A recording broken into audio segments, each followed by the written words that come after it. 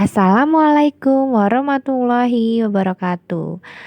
Selamat pagi anak-anak. Hari ini kita akan belajar tema 1, subtema 3, pertumbuhan hewan, pembelajaran keempat. Mari kita langsung saja ke materinya. Kamu sudah mempelajari pertumbuhan hewan. Kamu juga sudah mempelajari perkembangbiakan hewan. Hewan berkembang biak dengan cara yang berbeda-beda. Setiap tahapan perkembangbiakan hewan juga berbeda-beda. Jadi, pada pembelajaran sebelumnya, bahwa hewan itu mengalami pertumbuhan. Dan hewan adalah salah satu makhluk hidup yang mengalami perkembangbiakan. Ada hewan yang berkembang biak dengan cara bertelur, melahirkan.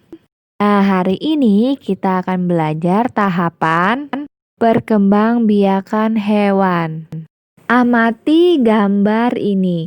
Ada gambar telur ayam, anak ayam, dan induk ayam. Ada juga gambar kupu-kupu. Pada pembelajaran sebelumnya, kita sudah mempelajari perkembangbiakan pada ayam. Ayam berkembang biak dengan cara bertelur. Telur itu akan dierami dan menetas. Jadi anak ayam, kemudian anak ayam itu tumbuh menjadi ayam dewasa. Nah, kali ini Ibu akan menjelaskan tahap perkembangbiakan pada kupu-kupu. Siapa di sini anak-anak Ibu yang suka melihat kupu-kupu? Lalu bagaimana tahap perkembangbiakan kupu-kupu? Ayo kita langsung simak anak-anak. Ini adalah tahap perkembangbiakan kupu-kupu. Anak-anak, kupu-kupu itu berasal dari telur. Lalu telur itu akan menetas menjadi ulat. Nah, ulat ini anak-anak mungkin anak-anak pasti takut ya. Karena ada beberapa ulat itu bisa menyebabkan gatal dan geli. Lalu anak-anak, ulat itu akan menjadi kepompong. Lalu kepompong itu akan berubah menjadi kupu-kupu yang sangat cantik. Gambar ini menunjukkan daur hidup kupu-kupu. Setelah beberapa hari, telur kupu-kupu menetas menjadi ulat. Ulat memakan daun-daunan sehingga tubuhnya menjadi besar. Ulat mencari tempat untuk berdiam diri dan membentuk kepompong. Setelah itu, tubuh ulat berubah menjadi kupu-kupu. Semua makhluk hidup memiliki daur hidup. Betapa sempurnanya ciptaan Allah. Ceritakan setiap tahapan daur hidup kupu-kupu menggunakan kalimatmu sendiri. Nah, tadi Bu Ayu sudah menceritakan bagaimana daur hidup kupu-kupu. Nah, anak-anak coba buat ya cerita daur hidup kupu-kupu menggunakan bahasa kamu sendiri. Contohnya seperti ini nih. Nah, anak-anak, ini adalah gambar telur kupu-kupu. Tahap pertama telur. Telur tersebut dalam beberapa hari akan menetas menjadi ulat. Nah, anak-anak, ini tahap keduanya. Wah, anak-anak, Ibu agak merinding nih kalau melihat ulat. Nah, kalian bisa ceritakan tahap kedua ulat. Ulat akan makan daun-daunan sehingga tubuhnya menjadi besar. Ulat mencari tempat untuk berdiam diri dan membentuk kepompong. Nah, tahap selanjutnya ini adalah tahap menjadi kepompong.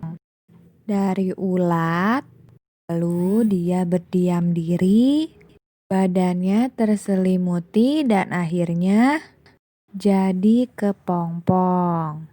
Nah, di tahap ini kepompong biasanya dibungkus dengan sesuatu yang berwarna coklat dan keras. Kepompong akan berpuasa selama 7 sampai 20 hari dengan tidak makan dan tidak minum. Waktu kepompong ini biasanya berbeda-beda tergantung jenisnya. Nah, anak-anak, ini adalah tahap terakhirnya. Nah, coba lihat nih. Nah, lihat kepompongnya kebuka nih sedikit demi sedikit, lalu berubah menjadi kupu-kupu. Nah, coba lihat anak-anak. Wah, kepupunya cantik sekali. Masya Allah ya. Nah, tadi berasal dari ulat. Ulatnya tadi serem ya. Tapi pas udah berubah menjadi kupu-kupu, sangat cantik. Ada banyak jenis kupu-kupu yang dapat kita temui di sekitar kita. Ukuran kupu-kupu ada yang besar dan ada yang kecil dengan bermacam-macam warna dan motif. Mari mencoba menirukan gerakan sesuai tahapan daur hidup kupu-kupu. Nah, coba lihat pada gambar ini. Posisi pertama, posisi tidur terlentang sambil mendekap kaki dan badan. Itu gerakan telur.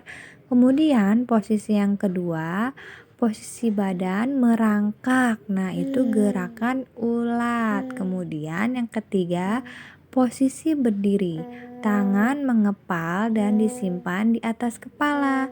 Salah satu kaki diangkat menyerupai gerak menggantung pada pohon. Nah, ini gerakan kepompong.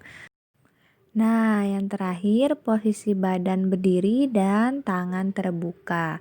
Kemudian bergerak seperti gerakan kupu-kupu, berlari sambil melompat-lompat. Nah, itu gerakan kupu-kupu. Mudah ya anak-anak. Nah, nanti anak-anak bisa praktekkan sendiri di rumah. Nah, ada 4 gerak. Yang pertama gerakan telur, kedua gerak ulat, ketiga gerak kepompong, keempat gerakan kupu-kupu. Mudah ya anak-anak. Memberi saran dengan baik terhadap teman juga termasuk sikap menghargai teman. Kita harus memberikan saran yang baik jika melihat teman kita melakukan hal yang keliru. Ini kita lakukan sebagai tanda kita menyayangi teman. Menyayangi teman termasuk pengalaman sila keberapa ya anak-anak? Iya betul, masih ingat ya anak-anak pengalaman sila kedua Pancasila. Sila kedua Pancasila adalah kemanusiaan yang adil dan beradab. Semoga anak-anak bisa memahami apa yang telah Ibu sampaikan. Semangat belajar walaupun belajarnya dari rumah. Terima kasih. Wassalamualaikum warahmatullahi wabarakatuh.